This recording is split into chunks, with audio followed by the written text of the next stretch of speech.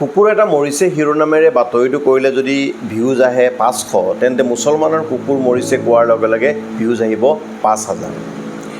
IAS পোৱা অসমৰ প্ৰথম মুছলিম মহিলা, মেডিকেলত ছিট পোৱা অঞ্চলটোৰ মুছলিম ছাত্ৰ, বিদেশত বেৰিষ্টাৰ হোৱা প্ৰথম মুছলিম যুৱক। আগতে এনেকুৱা নাছিল। মইদুল ইছলাম বৰাক আমি অসমৰ প্ৰথমজন ডক্টৰেট বুলি জানিছিলোঁ। এতিয়া হোৱা হ'লে প্ৰথম মুছলমান ডক্টৰেট বুলি হয়তো আমি ক'লোহেঁতেন। দুখ দিবলৈ কোনো নাই, দুখ সময়ৰ। যিজন যুৱক বা যুৱতীয়ে নিজৰ সাধনাৰ বলত কৃতিত্ব পাইছে, সেইজন নাইবা তেওঁলোকৰ পৰিয়ালৰ ফালৰ পৰা এনে বিশেষ শব্দ ব্যৱহাৰ কৰা দেখা নাযায়। একাংশ মেইন ষ্ট্ৰীমৰ চেনেলে আৰম্ভ কৰা ডিজিটেল পেজতো উচ্চ স্বৰে চিঞৰি চিঞৰি হিন্দু মুছলমান কৈ বাতৰি পৰিৱেশন কৰা দেখা যায়। সাধাৰণ খাটিখোৱা সমাজসৈহী আৰু মধ্যবিত্ত মানুহে এনেদৰে নকয়। একাংশ ডিজিটেল মিডিয়াই ভিউজ পোৱাৰ বাবে এনেধৰণৰ বাতৰি পৰিৱেশন কৰে।